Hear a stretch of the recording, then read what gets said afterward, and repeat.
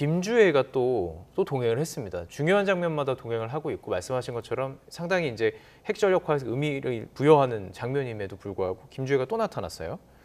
지난 9월까지만 해도 국정원이 김주애를 후계자로 판단하는 건 좀 성급하다 이렇게 말한 바가 있었는데 이번에 입장이 바뀌었습니다. 어떻게 들으셨어요? 동의하시는지. 이번에 이제 연말부터 김주애가 이제 전원회의 끝나는 경축 행사에 나왔죠. 예.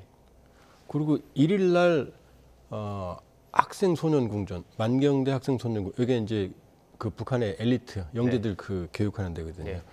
여기 공연에 김주애 나이가 2013년생이니까 예. 여기 가야 되거든요. 예. 학생 소년이니까 여기 안 갔어요. 예. 그리고 2일 날 농기계 전시회장 김정은이 갔는데 여기 안 갔어요. 예. 그럼 만일에 민생이나 아니면은 김주애가 뭐 미래 세대를 챙긴다. 그럼 1일 날, 2일 날 학생 소년 궁전이나 농기계 가야 되거든요. 네. 여기 안 가고 지금 이 무기에 나왔거든요. 예. ICBM에. 그럼 이제 명확해지는 거죠. 결국 전원회의라는 정치, 그다음에 국방, 예. 일반적인 민생이나 김주애 나이 또래에 맞는 행사는 안 온 거예요.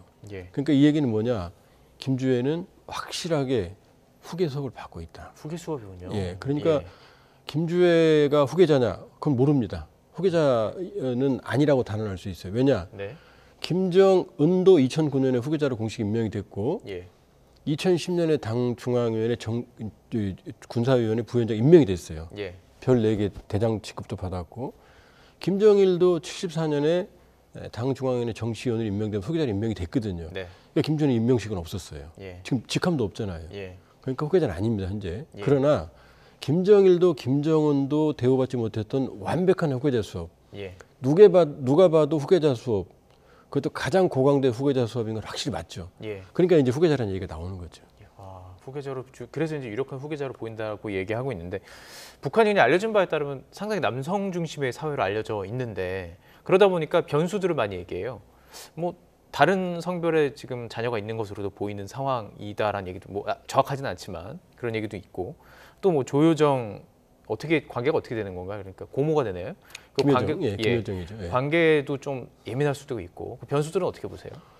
일단 김여정과의 뭐 리설주와의 뭐 권력 암투설, 네.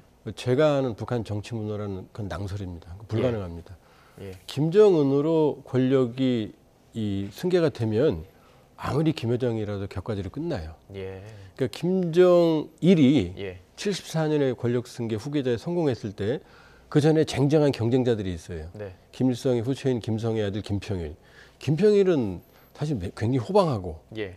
김정일과 다르게 군부의 지지도 있고 또 이 상당히 결단력이 있는 지도자이기 때문에 네. 김평일이 앞섰어요.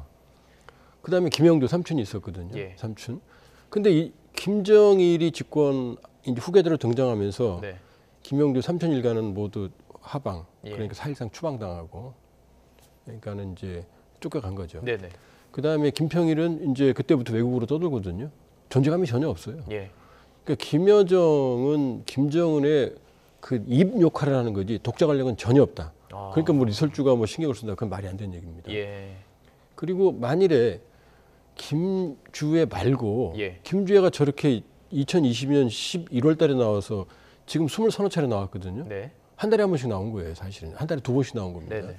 근데 어느 날 갑자기 다른 자녀가 나와서 내가 후계자야 이렇게 말하면 너무 웃기죠. 예. 그럼 만들기 더 어렵죠. 예. 그러니까 다른 자녀가 있더라도 김주애 위에 아들이 있다면 아마 정상 상태가 아닐 거고 네. 김주애 밑이라면 너무 어릴 거고 네. 여자아이거나 그러니까 북한의 봉건적인 문화에서 처음에 나왔을 때 사람들이 후계자라고 그럴 때 말도 안 된다고 그랬거든요. 네. 근데 1년 만에 이제 후계자라고 얘기하거든요. 예. 예. 노출의 효과가 이미 작용을 하는 거죠. 아무리 봉건적이라 하더라도 그렇군요. 북한 주민들도 그러니까 단둥에 있는 북한 사람들이 뭐라고 말하냐면 네. 처음 김정일 나왔을 때 후계자냐 그러니까 웃기는 소리 말아 그랬거든요. 네. 근데 지금 뭐라고 말하냐면 혁명은 대를 이어서 하는 거다. 이게 정답입니다. 그렇게 말하고 있습니다. 사진을 이제 공개될 때 보면은 지난해 11월에는 김정은 위원장보다 좀 앞서 있는 사진이 공개도 됐고요. 그리고 군정 지도부장 박정천 주에게 무릎을 꿇었어요. 예. 이런 것도 다 그냥 지금 말씀하신 후계자 구도이기 때문에 그렇다 할 수 있겠군요. 조태용 이제 국정원장 내정자가 네. 지난해 연말에 전에는 김주애가 후계자인지 아닌지 생각했다면 예. 지금은 후계자인데 그게 맞느냐라고 입장을 바꿨어요. 예. 그 이유가 뭐냐면은 예. 북한이 11월 29일 날이 항공절이거든요.